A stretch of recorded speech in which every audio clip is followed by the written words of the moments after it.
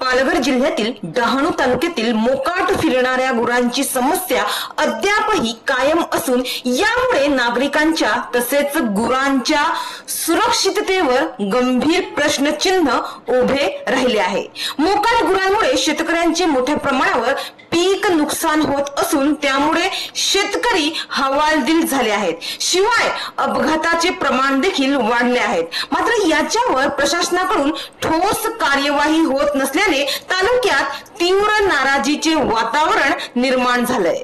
डहाणू शहराच्या रस्त्यांवर तड ठोकून बसणाऱ्या मोकाट गुरांमुळे वाहतूक कोंडी होत आहे, तर वारंवार अपघात होऊन नागरिक व गुरे गंभीर जखमी होत आहेत। शिवाय गुरांमध्ये लंपी सारख्या आजारांचा प्रादुर्भाव वाढल्याने गुरांच्या आरोग्याची नवी समस्या देखील निर्माण झाली आहे। या गंभीर परिस्थितीच्या पार्श्वभूमीवर किसान सभेने 26 जून रोजी डहाणूचे प्रांत अधिकारी विशाल खत्री यांना निवेदन देऊन तातडीच्या उपाय योजनांची मागणी केली होती।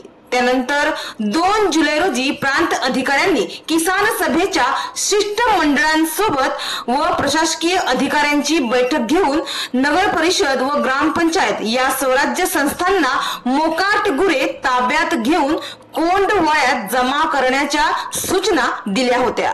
तसेच गुरांची मालकी असणाऱ्यांनी 15 दिवसात गुरे ताब्यात न घेतल्यास त्यांच्यावर देखील कायदेशीर कारवाई करण्याचा इशारा देण्यात आला होता। तसेच सूचनांच्या अंमलबजावणीसाठी ग्रामपंचायत व नगर परिषद क्षेत्रात दवंडी देण्यात आली व फलक लावण्यात आले। मात्र पंधरवडा उलटूनही आदेशाची अंमलबजावणी न झाल्याने मोकाट गुरांची समस्या या ठिकाणी कायम आहे। तसेच सध्या ही परिस्थिती अजून जास्त गंभीर झाल्याचे चित्र दिसून येत आहे। मात्र या निष्क्रिय कारभारामुळे नागरिकांमध्ये संताप पसरला असून तातडीने कार्यवाही न झाल्यास मोकाट गुरे थेट प्रशासकीय कार्यालयात आणून बांधण्याचा इशारा किसान सभेचे कार्याध्यक्ष चंद्रकांत घोरखना यांनी दिला आहे। डहाणूवरून कल्पेश दळवी, विकास समाचार।